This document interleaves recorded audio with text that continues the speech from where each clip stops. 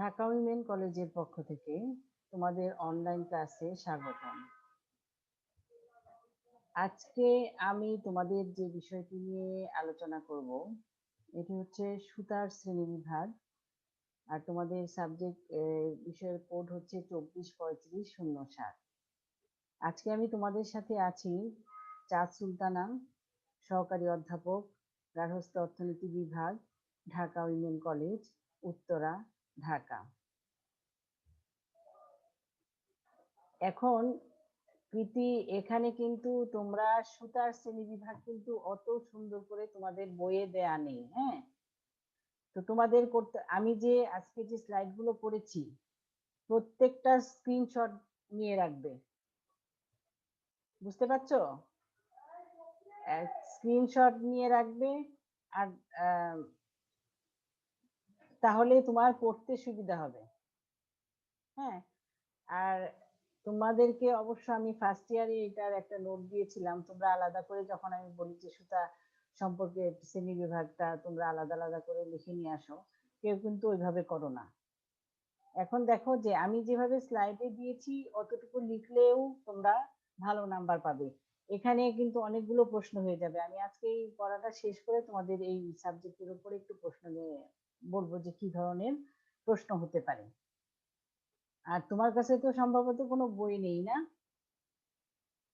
বই না থাকলে তোমার জন্য একটু সমস্যা হবে। না মিস। হ্যাঁ, বইটা তুমি একটু ঢাকায় পড়েছো, থেকেছো, কারো মাধ্যমে নেওয়াতে পারছো না? মানে ওরা তো ফারজানাদের তো বলে লাভ নাই, ওরা তো মনে করো যে ওরা ক্লাসেও আসতো না, এখন ওরা কিভাবে পড়াশোনা করবে ওরাই জানে। কোনো লাইব্রেরি বা কোনো কেউ তোমার ফ্রেন্ড অন্য কেউ থাকলে কারোর মাধ্যমে নেওয়া যাচ্ছে না বইগুলো? এখন তো সবই অনলাইন সিস্টেম হচ্ছে, বিকাশ সিস্টেম হচ্ছে, ওই বিকাশে টাকা পাঠিয়ে দিলে বইগুলো পাঠিয়ে দিল তোমার। আর আমি যেভাবে তোমাকে দিচ্ছি এটা তো তুমি এইভাবে পড়ে ফেললে, যেহেতু স্লাইড গুলো আছে পড়তে পারবে, সমস্যা নাই, কিন্তু তারপরে বইটা কাছে থাকলে তোমার জন্য ভালো হতো। আর ফার্স্ট ইয়ারে যে মাহবুবা তাহমিনা জামানের বস্ত্র পরিচ্ছদ বইটা, এটা কি আছে সাথে? পুরোনো বইগুলো আছে তোমার? মিস নিয়ে আসি নাই। আরে, তাহলে তো হইলই আর কি। তাহলে তুমি একদিন আসো না কেন? এখন তো পরিস্থিতি যাই হোক, আরো কিছুদিন আগে তো একটু স্বাভাবিক ছিল, এখন না হয় আবার খারাপ হয়েছে, কিন্তু তুমি তো আসতে পারতে, একটু ঘুরে বইগুলা নিয়ে যেতে পারতে। যে কোনো সময় তোমাদের পরীক্ষার কিন্তু যেহেতু টাইম যাচ্ছে, ওরকম টাইম দেওয়া হবে না, পরীক্ষা হওয়ার সম্ভাবনা আছে, যেহেতু আমরা ক্লাস ঠিকভাবে নিচ্ছি। যাই হোক, এখন দেখো যে সুতা, মানে আমরা তন্তু পড়েছি, তারপরে তোমার এখন আমরা সুতা সম্পর্কে আলোচনা করব যে সুতা কি। তোমার এখানে দেখা যাচ্ছে, আমার স্লাইড দেখা যাচ্ছে তো, না? হ্যাঁ মিস। আচ্ছা, যে সুতার উৎস হলো ফাইবার বা আঁশ, মানে এক ধরনের আঁশ।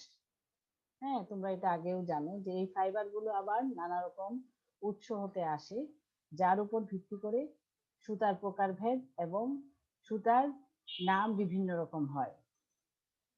এই ফাইবার বা আঁশ সম্পর্কে, তন্তু সম্পর্কে তোমাদেরকে কিন্তু আমি আগে অনেক ডিটেলসে বলেছি। এখন তোমরা এটা আবার বই থেকে দেখে নিতে পারবে, তোমাদের ফার্স্ট ইয়ারের যে নোটটা আমি দিয়েছিলাম ওইখানে তোমরা পাবে। এখন যেমন, মানে এটা হচ্ছে প্রাকৃতিক এবং কৃত্রিম। ওই যে আঁশ বা তন্তুর প্রকারভেদ, যেমন প্রাকৃতিক এবং কৃত্রিম। আমরা তোমাদেরকে আগে বলেছি যে প্রকৃতি থেকে এক কথায় যেটা বলে যে পাওয়া যায় তাকে প্রাকৃতিক তন্তু, বা কৃত্রিম ভাবে যেটা আমরা করি সেটা কৃত্রিম তন্তু বলে। যেমন প্রকৃতিগত ভাবে ফাইবার গুলোকে সাধারণত উদ্ভিদ এবং প্রাণীজ হতে আসে। এগুলো কিন্তু ভালো করে ডিটেলস পড়তে হবে যে প্রাকৃতিকটা আমরা কোথা থেকে পাই, উদ্ভিদ এবং প্রাণী থেকে। হ্যাঁ, যেমন কটন ফাইবার উদ্ভিদজাত উৎস হতে আসে, আবার উল ফাইবার প্রাণীর উৎস থেকে আসে। যেমন ওই প্রাণী, মনে করো যে পশম, মানে প্রাণীর পশম থেকে আমরা যেটা পাই। হ্যাঁ, আর হচ্ছে কৃত্রিম ফাইবার প্রধানত উৎস হলো বিভিন্ন প্রকার কেমিক্যাল বা রাসায়নিক দ্রব্যাদি। মানে প্রাকৃতিক এবং কৃত্রিম এই দুইটা হচ্ছে, প্রাকৃতিকটা আমরা উদ্ভিদ এবং প্রাণী থেকে পাই, আর কৃত্রিম হচ্ছে ফাইবার, যেটা হচ্ছে কেমিক্যাল অথবা রাসায়নিক ভাবে আমরা পেয়ে থাকি। এইটুকু ক্লিয়ার? যেমন এখন যদি আমি প্রশ্ন, হ্যাঁ মিস। হ্যাঁ, প্রশ্ন আসতে পারে, 1 নম্বরের আনসার যদি আসে যে সুতা কি, তাহলে তুমি 1 নম্বরের জন্য সুতার উৎস বা আঁশ, সুতা হচ্ছে এক ধরনের ফাইবার বা আঁশ, এইটুকু লিখলে তুমি 1 নাম্বার পাবে। আর যদি মনে করো খ বিভাগে আসে সুতা সম্পর্কে লিখো, প্রশ্নটা একটু এরকম আসলো, তখন তুমি এই আমার এই স্লাইডের পুরোটা তোমাকে লিখতে হবে। বুঝতে পেরেছো? এখন আমি সুতার শ্রেণী বিভাগে যাব। সুতা সম্পর্কে তোমাদের বলে নিলাম, কোথাও না বুঝতে পারলে আমাকে প্রশ্ন করবে।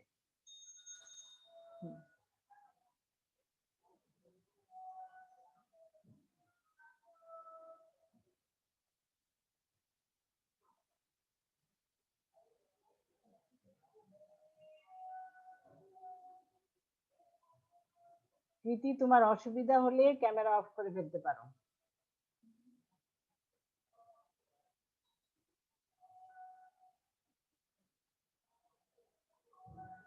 এখন দেখো যে সুতার শ্রেণী বিভাগ, হ্যাঁ, সুতার শ্রেণী বিভাগে এখানে বিভিন্ন দৃষ্টিভঙ্গি থেকে সুতাকে বিভিন্ন ভাবে শ্রেণী বিভক্ত করা যায়।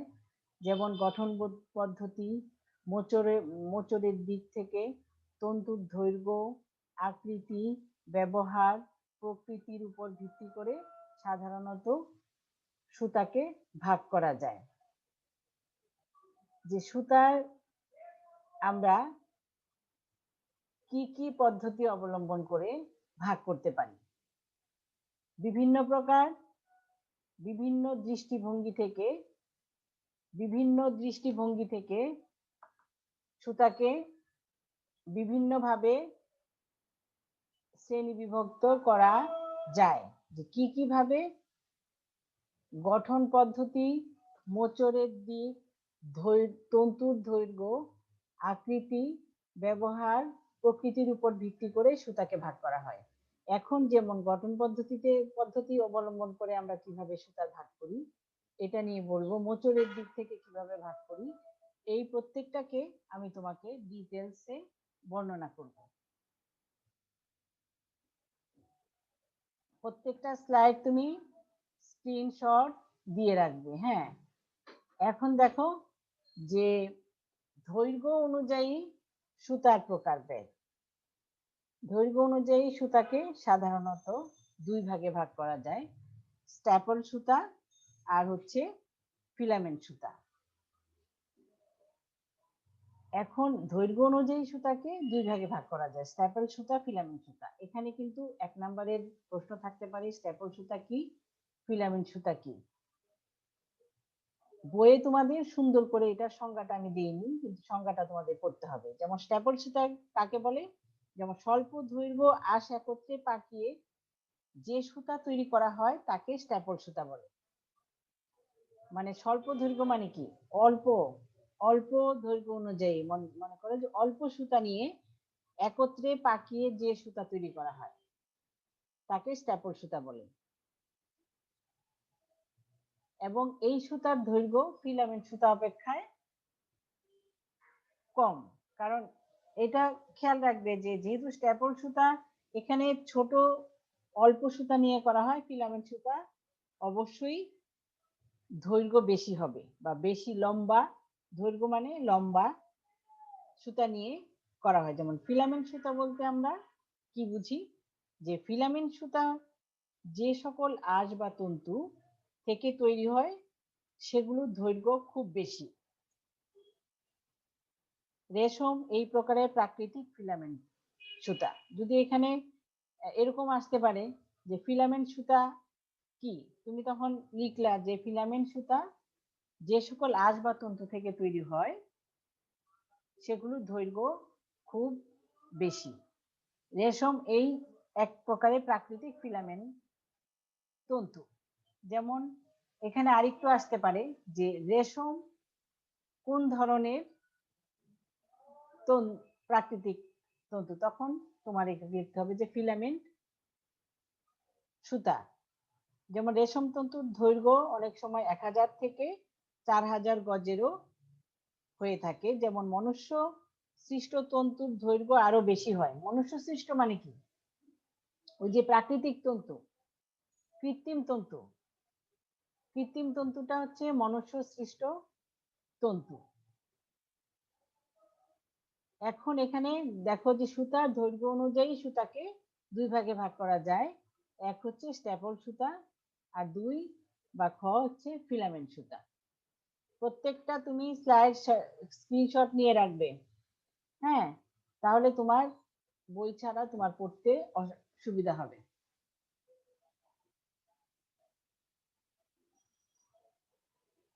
এই যে স্ট্যাপল সুতা এবং ফিলামেন্ট সুতা, এখানে তোমার আগে আমি বলেছি যে দৈর্ঘ্য অনুসারে তন্তুর শ্রেণী বিভাগ, দৈর্ঘ্য অনুসারে, এখন দৈর্ঘ্য অনুসারে তন্তুর শ্রেণী বিভাগ, মানে আগে যে ভাগগুলো বললাম এটা এখন হচ্ছে দৈর্ঘ্য অনুসারে তন্তুর শ্রেণী বিভাগ। যে দৈর্ঘ্য অনুসারে বয়নতন্তুকে সাধারণত দুই ভাগে ভাগ করা যায়। লম্বা দৈর্ঘ্যের তন্তুকে ফিলামেন্ট ফাইবার এবং ছোট দৈর্ঘ্যের তন্তুকে স্ট্যাপল ফাইবার বলা হয়। রেশম হচ্ছে একমাত্র প্রাকৃতিক ফিলামেন্ট ফাইবার বা তন্তু। অন্যদিকে প্রাকৃতিক তন্তু, কৃত্রিম তন্তু ফিলামেন্ট ও স্ট্যাপল দুই ধরনেরই হতে পারে। দেখো যে দৈর্ঘ্য অনুসারে তন্তুর শ্রেণী বিভাগে আছে, যে দৈর্ঘ্য অনুসারে বয়নতন্তুকে সাধারণত দুই ভাগে ভাগ করা যায়। লম্বা দৈর্ঘ্যের তন্তুকে ফিলামেন্ট ফাইবার এবং ছোট দৈর্ঘ্যের তন্তুকে স্ট্যাপল ফাইবার বলে, আমি আগে বলেছি এটা। রেশম হচ্ছে একমাত্র প্রাকৃতিক ফিলামেন্ট ফাইবার। অন্যদিকে কৃত্রিম তন্তু ফিলামেন্ট ও স্ট্যাপল দুই ধরনেরই হতে পারে। প্রাকৃতিক এবং কৃত্রিম, আগে যে রেশমটা কিন্তু প্রাকৃতিক ছিল এবং কৃত্রিম তন্তুটা আমরা দুই রকমেরই হতে পারে, ফিলামেন্ট এবং স্ট্যাপল। পরের স্লাইডে যাচ্ছি।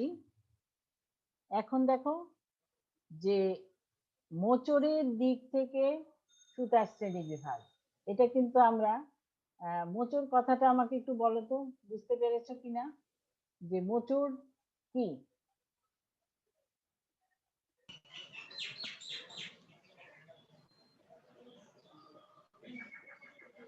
বুঝতে পারছো, বোঝা যায় কিছু? মোচড় কথাটাকে আমরা ব্যবহার করি কোনো কাজে?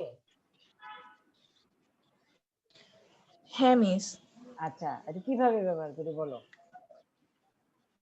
মানে হাত মুছড়ে দিলাম বা এই ধরনের কাজে ব্যবহার করি, অথবা ওই যে কাপড় যখন আমরা পানি ফেলি, হ্যাঁ, যেমন এখানে দেখো মোচড়ের দিক থেকে সুতাকে দুই ভাগে ভাগ করা যায়। এক হচ্ছে এস টুইস্ট আর দুই হচ্ছে জেড টুইস্ট।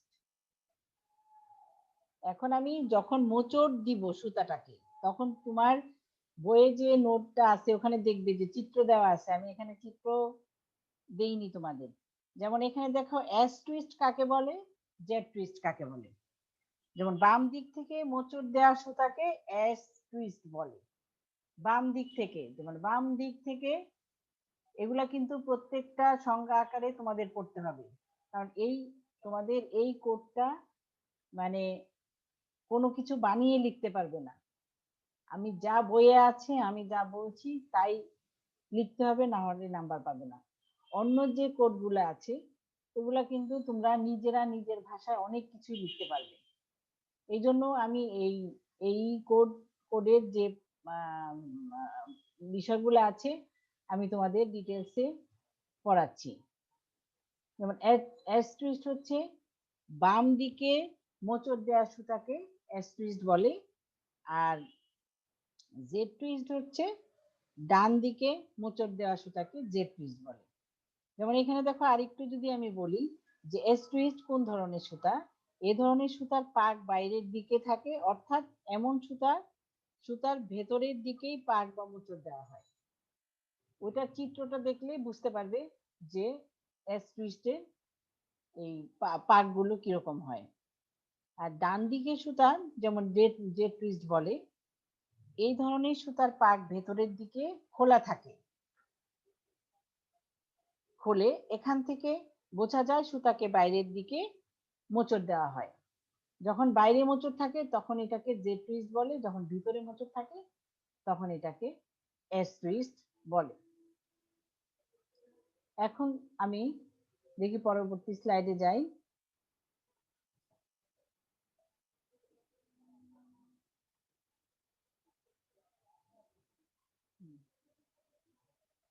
দেখো এখানে তারপরেও আমি সংজ্ঞাটা লিখে দিয়েছি যে এস টুইস্ট এবং জেড টুইস্ট কাকে বলে। যে এস টুইস্ট বাম দিক থেকে মোচড় দেওয়া সুতাকে বলে, জেড টুইস্ট ডান দিক থেকে মোচড় দেওয়া সুতাকে জেড টুইস্ট বলে। এই তোমাদের আজকে সুতার আমি আরো অনেক আছে সুতার প্রকারভেদ, আমাকে আরো 2টা ক্লাস তোমাদের এটার উপরে নিতে হবে। এখন তুমি প্রত্যেকটা এখন এই যতটুকু আমি পড়িয়েছি তুমি বুঝতে পেরেছো কিনা আমাকে বলো। হ্যাঁ মিস, বুঝতে পারছি। হ্যাঁ বুঝতে পারছো বলতে এটা হচ্ছে তোমাকে একদম মুখস্থর মতো করে ফেলতে হবে। হ্যাঁ প্রত্যেকটা সুতার শ্রেণী বিভাগ। এখন দেখো যে তোমাদের আরেকটা যে কোড আমার আছে, চাইল্ড আছে, তারপরে তোমার আরেকটা হচ্ছে আর্ট এন্ড ক্রাফটের যেটা আছে, যে ওই সাবজেক্ট গুলো তোমরা কিন্তু নিজেরা অনেকটা পড়তে পারবে। হ্যাঁ যেমন 24, 35, 13 এটাও আমি পড়াবো তোমাদের। আমি আগে তোমাদের এই সুতার শ্রেণী বিভাগ আরেকটা যেটা আছে যে বুনন, বুননের বুননটা তো তোমরা জানো, আগেও পড়েছো না? বুনন পড়িয়েছি না আমি? প্রীতি বলো, বুনন পড়েছিলে আগে? হ্যাঁ মিস, আগে পড়েছিলাম। হ্যাঁ হ্যাঁ, ওই বুননটা আমি আবার তোমাদের একটু রিপিট করব। এখানে যেহেতু বুনন আছে এগুলা তোমাদের, যেহেতু তোমার কাছে বই নাই, অন্তত আমি যদি তোমাকে এভাবে করে দেই কিছুটা ধারণা অন্তত নিতে পারবে। হুম। আর ওদের কি অবস্থা, ওরা কি পড়াশোনা করবে না নাকি দরকার নাই, ওরা চাকরি করবে না? বুঝতে পারলাম না তো, তোমার কাছ থেকে মিস নেয় ওরা? জানি না ওদের খবর। ওরা কালেক্ট করে কিছু? না মিস। আচ্ছা ঠিক আছে, তাহলে তুমি আজকে আমি তোমাকে এইটুকু করালাম, নেক্সট ক্লাসে আবার সুতার শ্রেণী বিভাগটা বাকিটা আমি আলোচনা করব। ঠিক আছে? ঠিক আছে মিস।